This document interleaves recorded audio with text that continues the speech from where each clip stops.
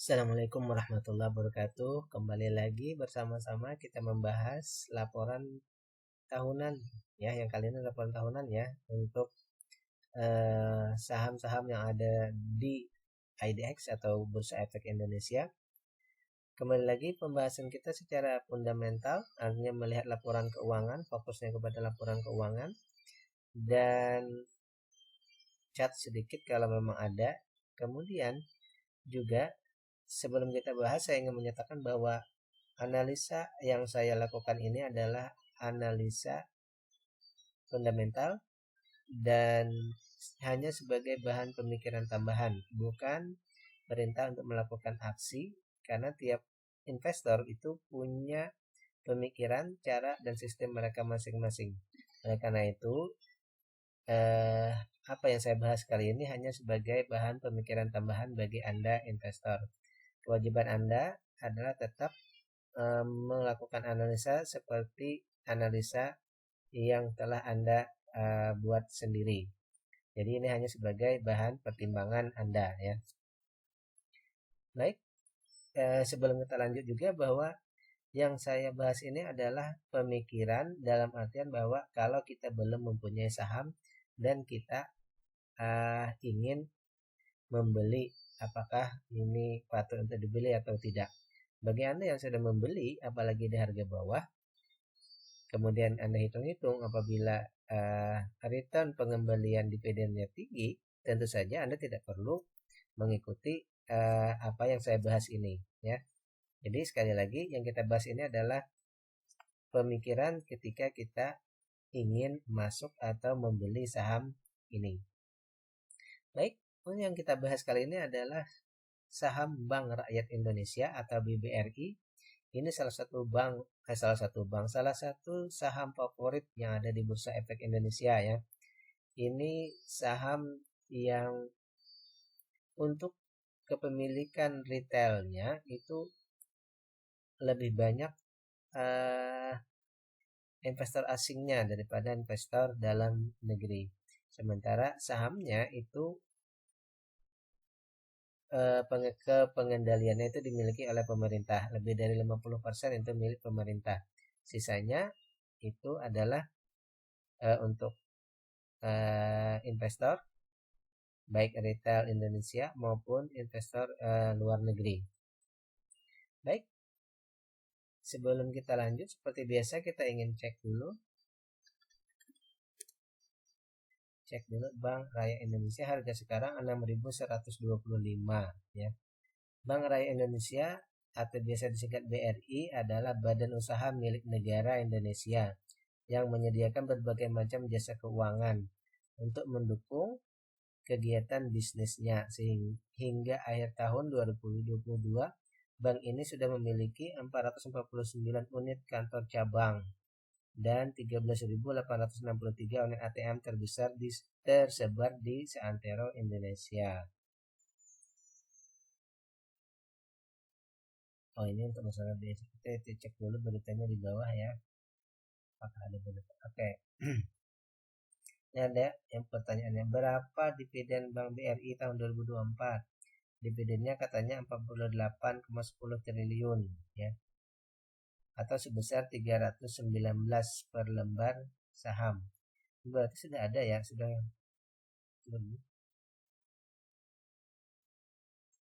termasuk jumlah interim yang dibagikan pada bulan Januari. Oh, berarti sudah keluar ya. 319 per lembar saham ya. 319 per lembar saham. Oke. 6.000 ini harganya turun naik ya.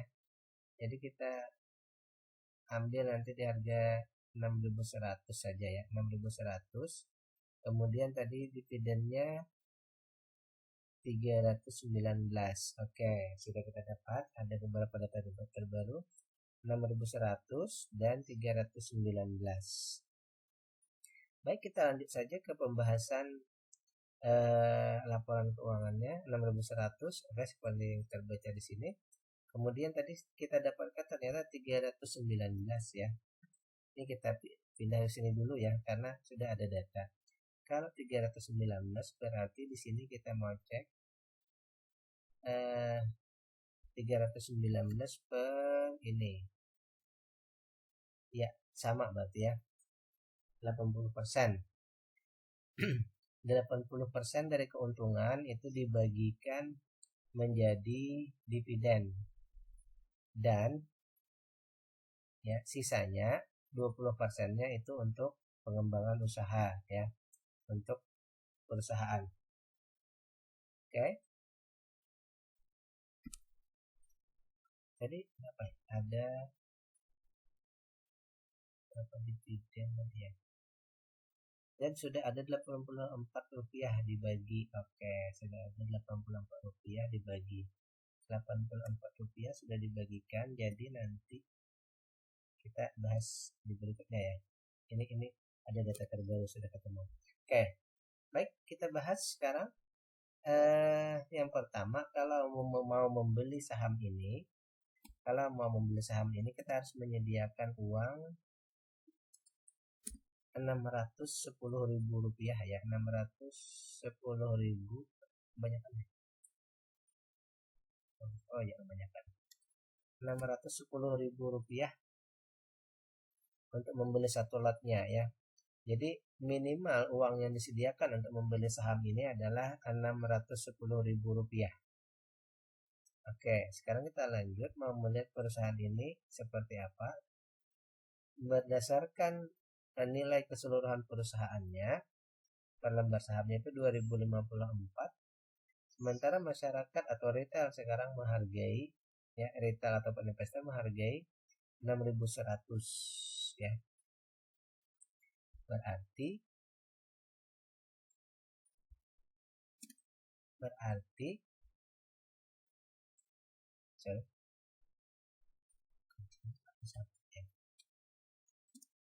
Berarti harga sekarang ini 197% lebih mahal daripada harga wajarnya. Nilai perusahaannya itu 2054, harga sekarang itu 6.100. Jadi harga sekarang itu di atas dari harga perusahaannya itu 197% lebih mahal ya. Oleh karena itu dapat kita simpulkan di sini bahwa perusahaan ini sudah euforia masyarakat sudah terlalu tinggi, sudah besar.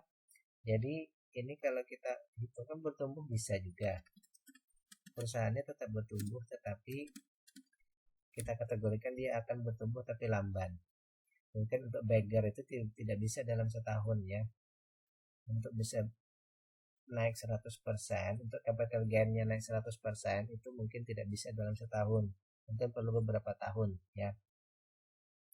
Baik, sekarang kita lihat lagi dari segi apakah harga sekarang ini masih murah atau mahal ya. Harga wajarnya untuk membeli saham ini, kalau menurut yang aturan kita bahwa harganya itu adalah 10 kali dari laba per lembar saham. Berarti itu 3.970. Sementara harga sekarang 6.100 ya. Ini tadi apa? Karena ada euforia tadi ya. Oleh karena itu kita bagi ya. Ternyata harga sekarang kok ini maaf misalnya turunkan ke bawah ya. Ini ke 4 salah ya. Oke, nah gini, tidak ada diskon tadi ya, tidak ada diskon. Nah di sini pun ternyata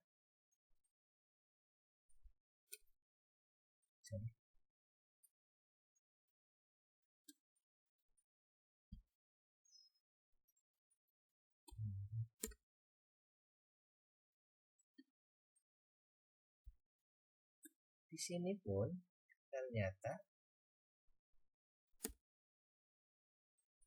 untuk valuasinya ya, ternyata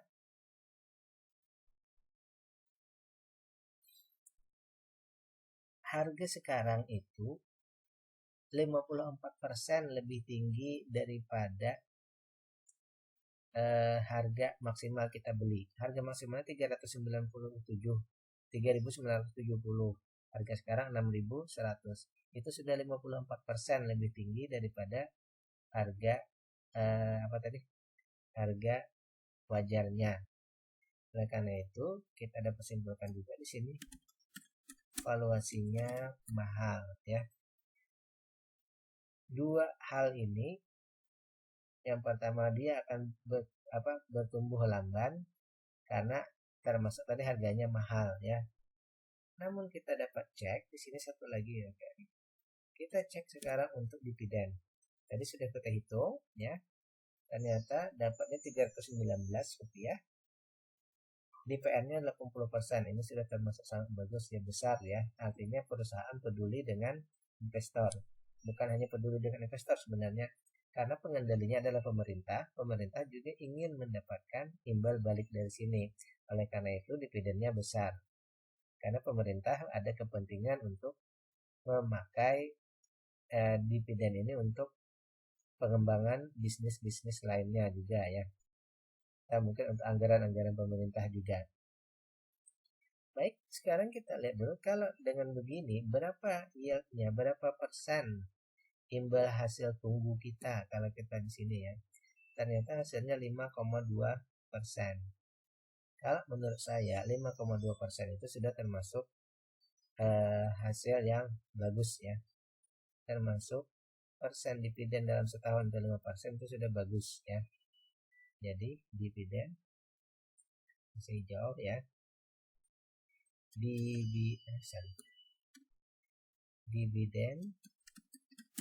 besar ya. Dividen besar ya. Baik, sekarang kita lanjut dari segi perusahaannya, dari segi ketahanannya terhadap utang ya. Untuk bank itu utang berbunganya itu hanya 1%, kemudian tanggungannya itu 529%.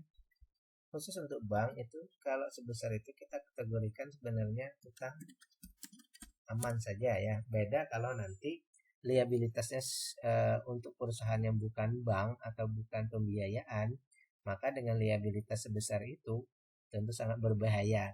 Tapi kalau bank yang menyimpan uang masyarakat kemudian mendistribusikannya untuk kredit, maka angka sebesar itu termasuk aman saja ya. Dividen besar, hutangnya aman, itu sudah dua hal yang sangat bagus. Kemudian di sini untuk kepemilikan ya, kepemilikannya masyarakat ini 46%. Saya kasih kuning, tapi nanti ada catatannya.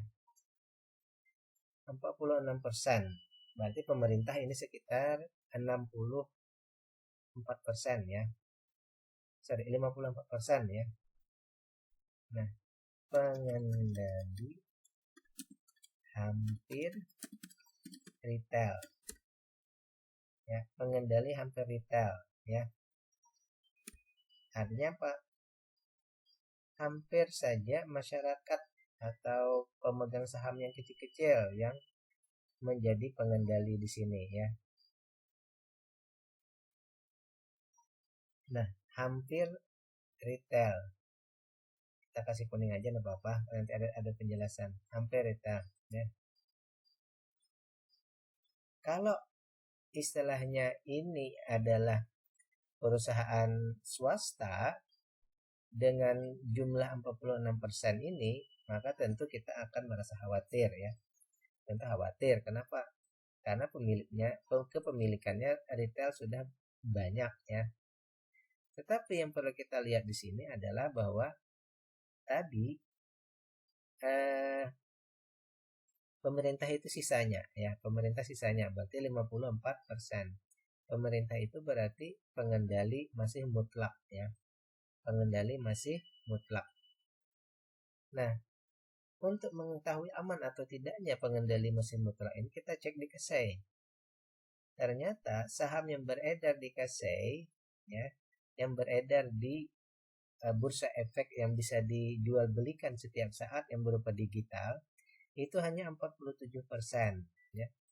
saham yang bisa diperjualbelikan di bursa efek yang secara langsung secara digital itu hanya 47%.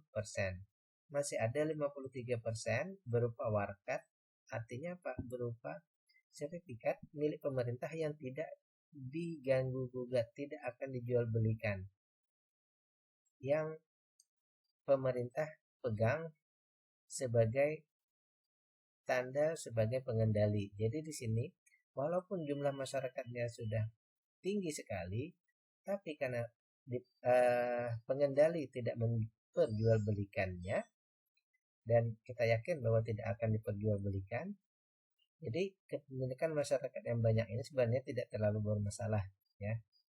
Jadi kita kategorikan di sini pengendali tidak trading.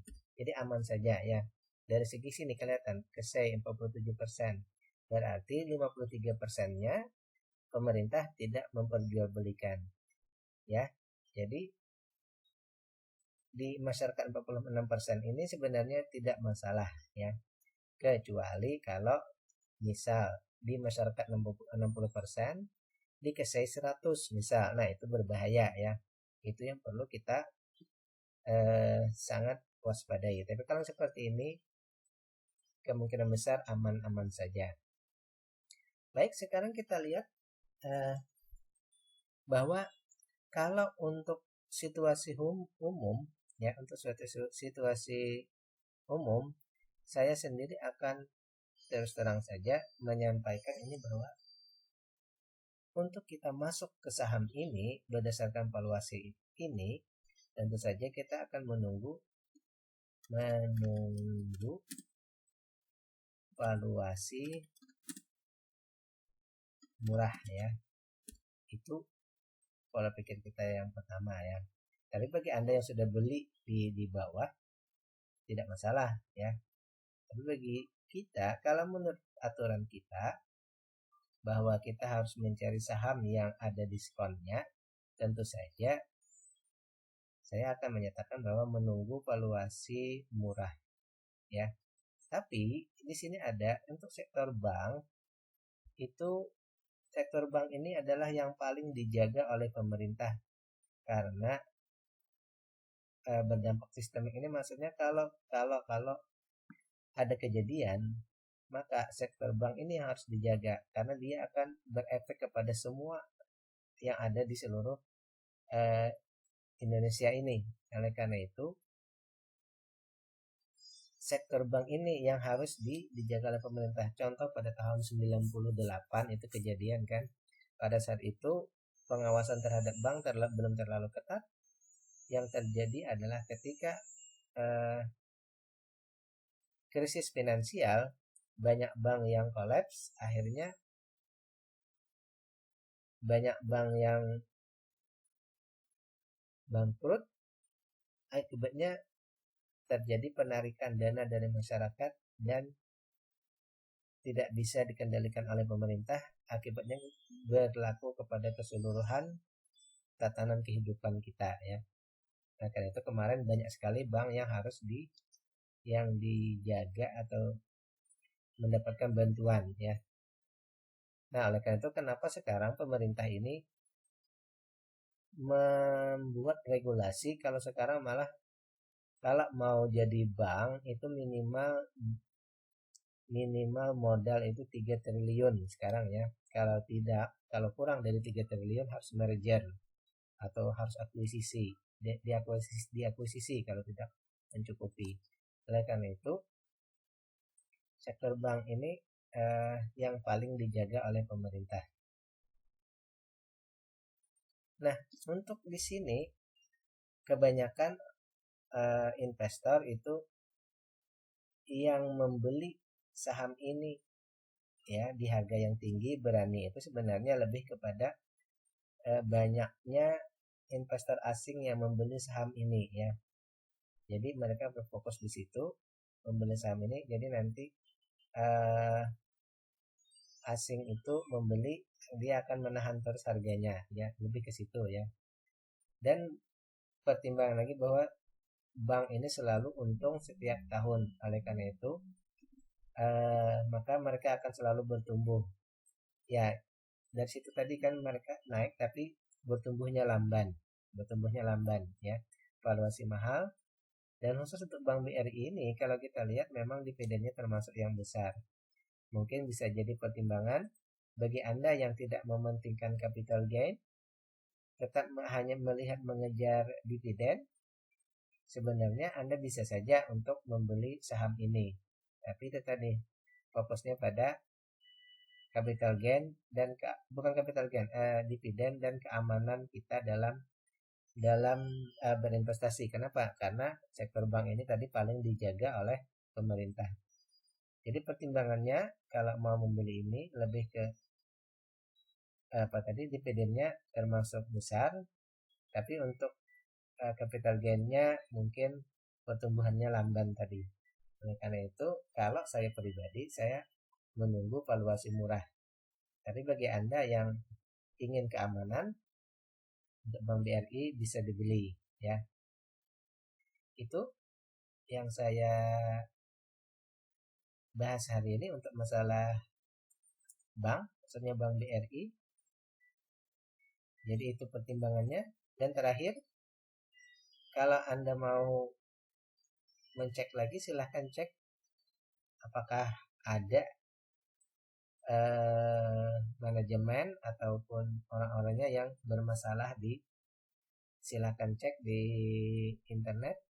Kalau misalnya tidak ada yang bermasalah, berarti Anda boleh lanjut. Kalau mungkin ada bermasalah, mungkin Anda pertimbangkan lagi, kalkulasi ulang lagi ya. Tapi yang saya ingat bahwa satu hal, sektor bank itu adalah sektor yang paling dijaga oleh pemerintah. Paling sulit untuk di otak-atik ya. Demikian. Assalamualaikum warahmatullahi wabarakatuh.